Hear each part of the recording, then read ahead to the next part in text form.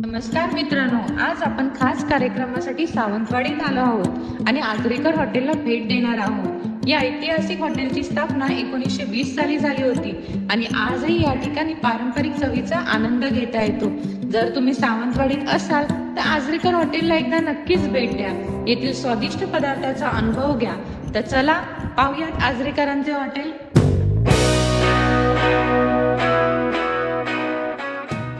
केसरकर यांच्या हॉटेलमध्ये आता आपण जाणार आहे थेट केसरकर काकांकडे आणि त्यांची मुलाखत घेणार आहे आणि जाणून घेणार आहे हॉटेल बद्दल।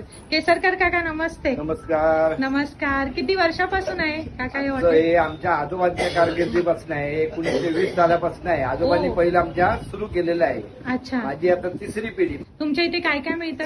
आमच्याकडे भाजीपाव असते, बटाट्याची सुकी भाजी असते, शिरा असतो, उकडलेली अंडी असतात, कांदा भजी असतात, सकाळची पुरी पाव हे सकाळचा नाश्ता असतो आणि उसळ असते। ओके, आणि इथे काय काय फेमस आहे?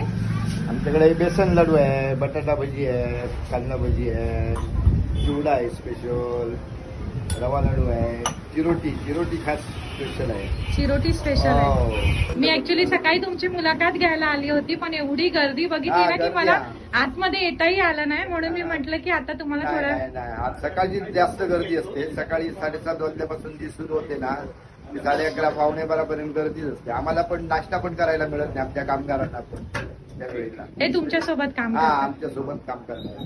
पण बघू शकता त्यांच्या इकडची कांदा भजी संपलेली आहे। बटाटा भजी। हे बघा, किती वर्षापासून येतात इकडे? 60 वर्ष आली इथं। तुम्हाला इकडचं फेमस काय आवडतं? रोज उसळ पाव। तुम्ही सकाळी पण दिसले होते, सकाळी पण आले होते का? रोज समोर दुकान आहे माझं आहे सोन्याचं। अच्छा,